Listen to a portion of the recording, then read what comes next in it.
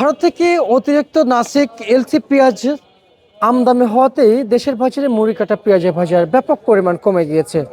গেল 15 থেকে 20 দিন আগেও বাজার ছিল 80 টাকা, সে বাজার 60 টাকার নিচে নেমে এসেছে এবং কৃষকরা দাবি করছেন 60 থেকে 70 টাকা বাজার থাকলে ন্যায্য দাম পাবে এবং সেই ন্যায্য দামটা ধরে থাক, সেই অরিজিনাল যে দাম রয়েছে সেটা পাচ্ছে না, তার থেকেও কমে বিক্রি চলছে।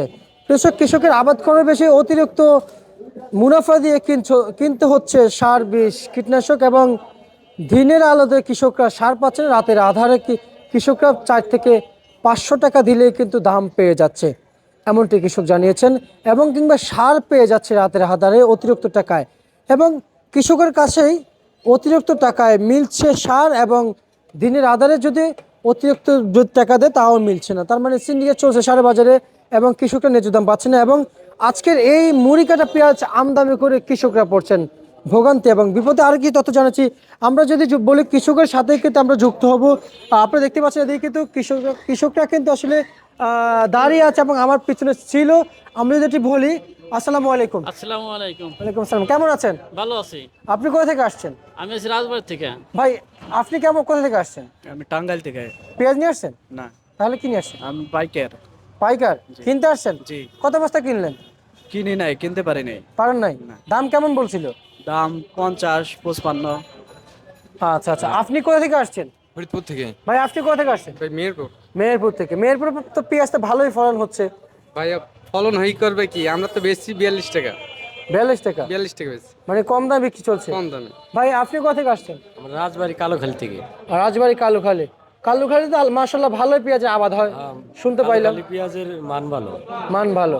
আপনি কোথা থেকে আসছেন? আমি রাজবাড়ি কালোখালী থেকে আসছি, কালুখালীতে। পেঁয়াজ নিয়ে আইছিলাম। আচ্ছা, কালুখালীতে নাকি রসুনের আবাদও ভালো হয়? রসুনের আবাদ হয় ভালো, কিন্তু শুকনা রসুন, যে রসুন গতবার ছিল 4,000, 4,500, 5,000 টাকা মন ছিল, সেই রসুন এখন শুকাইয়া 2 মনে হয়েছে 30 কেজি। সেই রসুন এখন 1500 টাকা, 1400 টাকা, 1800 টাকা এরকম বিক্রি হইতেছে। ভালো মাথা 1800 টাকা যাচ্ছে, আচ্ছা, আচ্ছা। তাও যাচ্ছে না। আর পেঁয়াজ আজকে বাজার গেল মাত্র 50 টাকা উপরে, 40 টাকা পর্যন্ত গেছে, 41-45 এরকম গেছে। আচ্ছা আচ্ছা আচ্ছা আচ্ছা, পেঁয়াজ। হ্যাঁ, আপনি যে পেঁয়াজ বিক্রি করলেন কত টাকা বিক্রি করলেন? আমি এখনো বিক্রি করিনি। আর পেঁয়াজ আছে? জি আছে। থেকে গেছে? দাম কেমন চাচ্ছেন? দাম তো আছে 50 টাকা করে। আর আপনি কত বিক্রি করলেন? আমি বেচছি 50 টাকায়। 50 টাকা। মুড়ি কাটা। মুড়ি কাটা। আর আপনি কত বিক্রি করলেন? আমি 50 বেশি আর 48 টাকা বেশি। এখন পিজির দাম খদ্দেরই নাই, এখন 40, 42, 41 টাকা, তাও দাম করতেছে না। আচ্ছা আচ্ছা আচ্ছা, বুঝতে পারছি। আর আপনি এরকম কত দাম। বিক্রি করলেন? আমি বেশি 49টা। আপনারা আসলে সরকারের কাছে কি দাবি রাখতেছেন একটু আমরা জানাবেন। সরকারের কাছে দাবি, আমাদের পিদের বাজারে নিবন্ধন থাকলে, ভালো থাকলে এটি আমরা কৃষক চলতে পারি এটি। আচ্ছা, আপনারা কি দাবি চাচ্ছেন? আমাদের দাবি বাংলাদেশের যথেষ্ট পরিমাণ পিস আছে, এলসিটা বন্ধ করুক। আচ্ছা আচ্ছা, আর আপনার দাবি কি রাখছেন? আমারও একটাই দাবি যে কৃষকের সব দলেরই আন্দোলন আছে, কিন্তু কৃষকের আন্দোলন নাই। কৃষক যে ফসল ফলাইয়া কত কষ্ট করে পরিশ্রম করে ফসল ফলায়, সেই ফসলের মূল্য পাইতেছে না। কৃষক। এই ভারতে থেকে বাইরেতে যদি, সরকারের কাছে একটাই দাবি, ভারতে থেকে বাইরে থেকে যদি পিঁয়াজ রসুন যদি আমদানি না করে, তাহলে আমাদের কৃষক লাভবান হবে। আর বাইরেতে পিঁয়াজ রসুন যদি আমদানি করে, তাহলে আমাদের কৃষকের কিছু থাকবে না, বাটি শুদ্ধ স্বর্ণ হয়ে যাবে। আচ্ছা আচ্ছা, ভাই আপনি সরকারের কাছে কি দাবি রাখতেছেন একজন কৃষক হয়ে? সরকার তো বাংলাদেশের কৃষককে মারতে চাইতেছে, এইভাবে চললে তো কৃষক তো বাঁচবে না। এটুকুই আমার বলার আছে। আচ্ছা আচ্ছা আচ্ছা আচ্ছা। আর হচ্ছে যে আপনাদের জেলা আসলে রসুনের যে আবাদ বলছেন, জি। রসুনের আবাদ কেমন হয়েছে? রসুনের আবাদ এই যে দামের কথা শুনে যাই হোক কমায় দিছে, যে এরকম দাম হইলে তো চাষ খরচই ওঠে না, তার লাভবান হবে কি করে? আপনার পেঁয়াজ কোন দিকে আছে? আমার পেঁয়াজ বিক্রি করে ফেলছি, ওটা চলে গিয়েছে। কত বিক্রি করেছেন? আমি 20 বস্তা পেঁয়াজ আনছিলাম, কিছু বেচছি 50, কিছু বেচছি হলো 48 টাকা। আচ্ছা, আর এখন দামই করতেছে না। এখন যাদের পিস আছে সেই সমস্ত পিস 40, 41 এরকম দাম হচ্ছে, খদ্দেরই নাই। আচ্ছা আচ্ছা আচ্ছা, বুঝতে পারছি। আমরা যদি বলি আসলে এই কাঠি পেঁয়াজগুলো বাজারে কত টাকা বিক্রি হয়েছে? এই কাঠি পেঁয়াজ এটা এখন 38-35 এরকম দাম হচ্ছে, আচ্ছা এইটাই আচ্ছা, আর কি। আচ্ছা আচ্ছা, বুঝতে পারছি। ভাই আপনি কত বস্তা নিয়ে আসছেন পেঁয়াজ? জি ভাই, 7 বস্তা ভাই। 7 বস্তা নিয়ে আসছেন। কোথা থেকে আসছেন? বেলগাছি কালোখালী।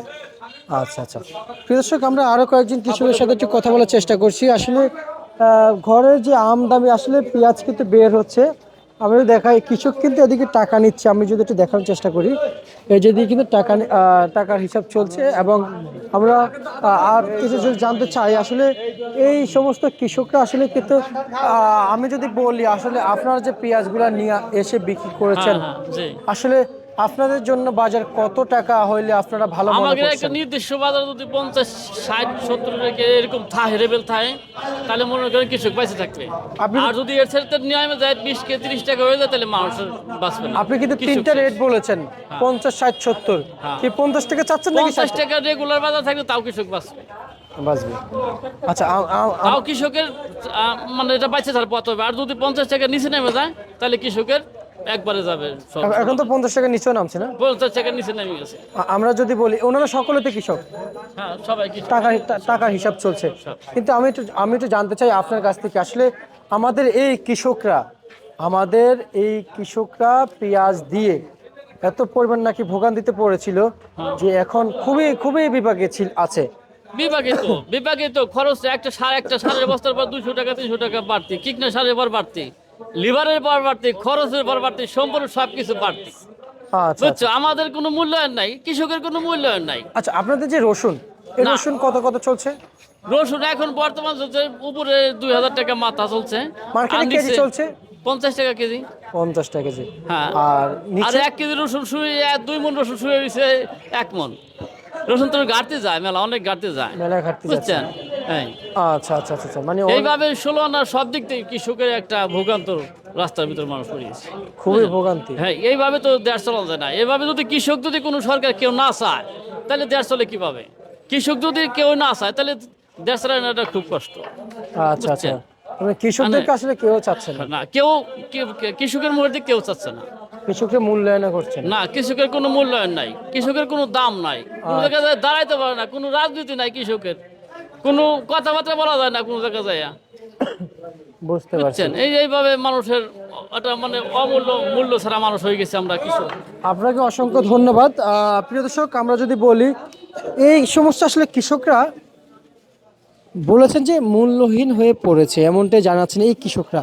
আমরা যদি বলি, এই কৃষকরা আসলে কিন্তু বাংলার মাটিতে কিন্তু এই সমস্ত নিত্য প্রয়োজনীয় কাঁচা পণ্যগুলো আবাদ করে এবং উৎপাদিত করে ন্যায্য এবং ভালো দাম পাওয়ার জন্য। কৃষকদের জন্যই কিন্তু আসলে বাংলাদেশ এখনও, আমরা যদি বলি, কারণ যেটা কৃষিপূর্ণ দেশ, সেটা অবশ্যই কৃষকদের উপরে নির্ভরশীল থাকবে। এবং ঘরের ভিতরে কিন্তু আজকে কিন্তু কৃষকরা পেঁয়াজ আমদানি কম করেছে, এবং যে হারে এলসির আমদানি হচ্ছে, কৃষকরা নিজেরাই কিন্তু বিপাকে পড়ে গিয়েছেন। এই মুহূর্তে আমরা যতটুকু জানতে পারছি যে এই ঢাকা শ্যামবাজারের পেঁয়াজ নিয়ে এসে, এবং এ ছিল আজকের আমার কাছ থেকে সর্বশেষ কৃষকদের কাছ থেকে নেওয়া সেই সর্বশেষ বাজার তালিকা এবং সর্বশেষ বার্তা।